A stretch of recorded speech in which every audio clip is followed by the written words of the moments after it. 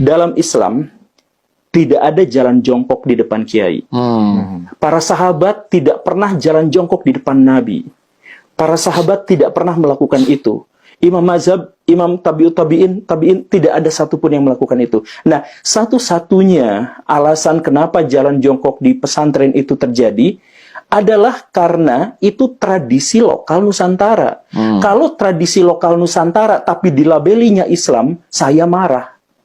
Karena tradisi lokal Nusantara lalu dibully, lalu ini dilabeli Islam, maka Islam yang dibully. Saya Islam, tapi bukan ngikutin yang begitu, ikut dibully juga. Di sini, Guru Gembul bilang, kenapa sih santri kadang jalan jongkok atau bersimpuh di depan guru? Padahal nggak ada contoh kayak gitu di zaman Nabi. Oke, mari kita jawab dengan kerangka nalar yang jernih dan pijakan keilmuan yang valid. Dalam ilmu hadis, sunnah itu ada 3 jenis.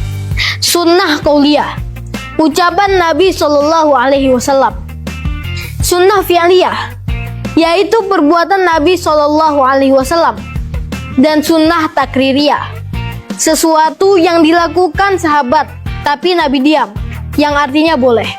Artinya, kalau Nabi tidak mencontohkan secara fi'li, bukan berarti perbuatan itu otomatis dilarang. Bisa jadi itu termasuk bagian dari akhlak dan adab yang justru sejalan dengan misi Rasulullah Shallallahu Alaihi Wasallam secara sunnah qauliyah, yakni sabda-sabda beliau yang menekankan pentingnya budi pekerti. Ingat sabda Nabi Shallallahu Alaihi Wasallam, "Innama bu'istu liutammima makarimal akhlaq."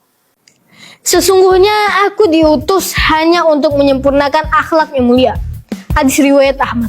Dan juga sabda beliau yang lain, khairukum ahsanukum khuluqa. Sebaik-baik kalian adalah yang paling baik akhlaknya. Hadis riwayat Bukhari dan Muslim. Sekarang, logikanya gini. Kalau anak berjalan di depan orang tuanya tanpa sedikit pun menundukkan badan, apakah kita bisa bilang itu anak yang berakhlak? Kira-kira pantas nggak? Atau kalau murid berjalan tegak di depan gurunya yang sedang duduk, kira-kira pantas nggak disebut beradab? Maka ketika seseorang santri berjalan jongkok atau bersimpuh di hadapan kiainya, itu bukan penyembahan, tapi ekspresi tawadu.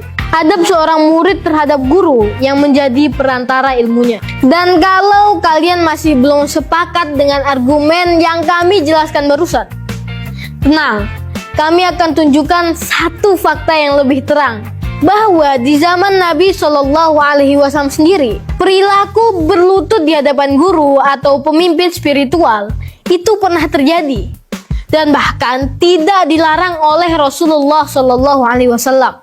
Fajatha ala rukbatayhi, faqala, ya Rasulullah, wallahi ana kuntu azlama marrataini. Faqala Nabi Shallallahu Alaihi Wasallam, Inna allaha ba'asani ilaikum faqultum kazabta. Wa qala Abu Bakrin sodaqo wa wasani binafsihi wa malihi. Fahal antum tariku li sahibi marrataini fama auziya ba'daha. Hadis riwayat Al-Bukhari nomor 3661 dari Abu Darda. Diriwayatkan bahwa Abu Bakar radhiyallahu anhu pernah jasa ala rukbatayhi, berlutut di hadapan Rasulullah Shallallahu Alaihi Wasallam sambil berkata, wahai Rasulullah, demi Allah, aku telah berbuat zalim 2 kali. Maka Rasulullah Shallallahu Alaihi Wasallam menegaskan keutamaannya dan membelanya di depan sahabat lain. Lihat, Abu Bakar berlutut di hadapan Nabi bukan karena menyembah, tapi karena rasa hormat, adab, dan cinta. Dan Nabi Shallallahu Alaihi Wasallam tidak melarangnya, yang berarti secara hukum perbuatan itu termasuk takririyah, dibenarkan oleh Rasulullah Shallallahu Alaihi Wasallam. Jadi, kalau hari ini seorang santri bersimpuh di depan kiainya, itu bukan bentuk pengagungan manusia, tapi bagian dari akhlak yang justru lahir dari sunnah Nabi, baik secara qauliyah atau ucapan, fi'liyah atau contoh, maupun takririyah atau persetujuan. Karena menghormati ulama bukan berarti menyembah, tapi mengakui bahwa di hadapan mereka ada cahaya ilmu. Dan ilmu tidak akan pernah sampai pada orang yang sombong.